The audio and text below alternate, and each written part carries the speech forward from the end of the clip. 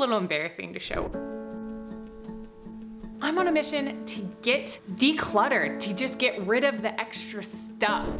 I have found a ton of pull-ups around my house. My daughter's not even wearing pull-ups anymore. Like, why are these randomly in my living room and dining room? So I hunt around and I've gathered everything random, everything miscellaneous that was in our living room and our dining room. Our dining room has turned into basically an art room for the kids, which I'm so happy about. I want them to just have free access, but everything is just everywhere. Just went through a major renovation, which displaced us from our bedroom. Our office turned into our bedroom. The kids were displaced. And now in the aftermath, there's just so much random stuff everywhere. And I can feel it starting to affect me. I can feel it affecting my emotions. It's taking my time and attention away from the things that I want to be doing with my kids or work. If I can spend the time getting rid of things, it's going to give me more time to do those other things that I've been talking about. I'm a mom of 3, we're a family of 5.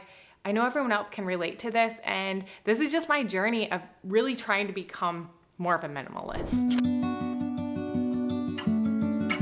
A few years ago, I was introduced to the Marie Kondo method, which is basically a Japanese approach to organizing and decluttering. I really like it because she does things by groups and categories. I've already done my clothes as a result of our closet renovation. Lovely garment rack will serve as my closet for the time being.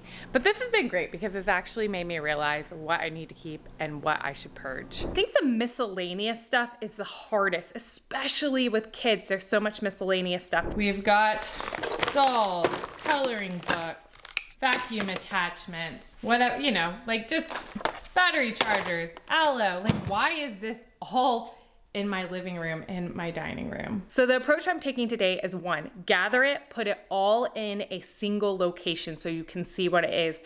2, then I'm gonna quickly just discard things, trash, things that hadn't been thrown away that were wrappers or, little trinket toys, recycle whatever I can, give away whatever I can. And then after I've eliminated what we're no longer going to keep, then I will start organizing it into groups.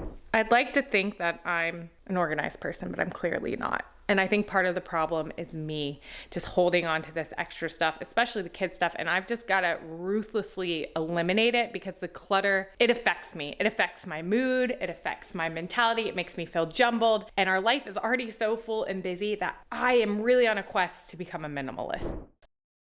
Out that I'm gathering all the miscellaneous stuff and I put it in one place.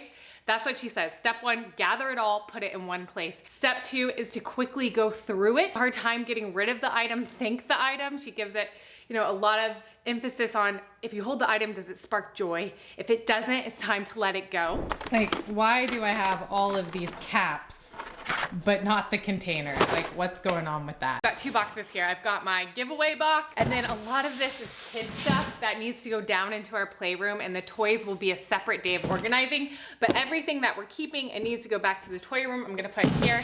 And then everything else, I'm going to just try to throw away if we don't need it any longer and it can't be recycled.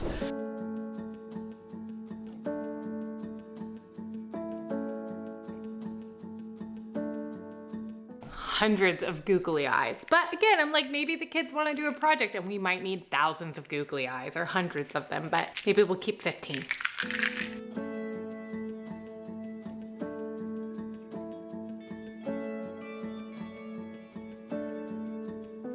Our little cubby that I made is just a complete mess because I haven't gone in and organized it.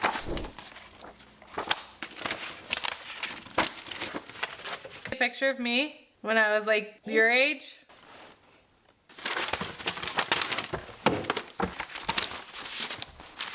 This is the bag of trash. So this is just like random paper, broken crayons, dried out markers that just been hanging around. So rather than having just all of the markers and crayons in this one big pullout, I've found little containers. This was a mug container.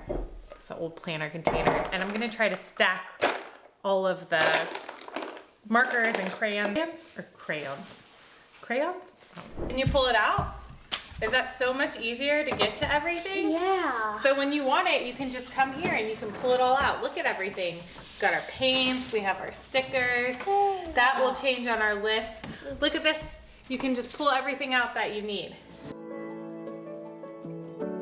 I really wish I would have had, as a kid, is a house that was calm, which is never gonna happen with 3 kids, but calm in the sense of just not chaotic all the time. A house that was organized. My mom had a lot of her own struggles, and so the house that I grew up in was very chaotic. It was very messy. It's a whole different story of why I think my mom never got help, but I didn't have the modeling of how to keep a house organized or what to do.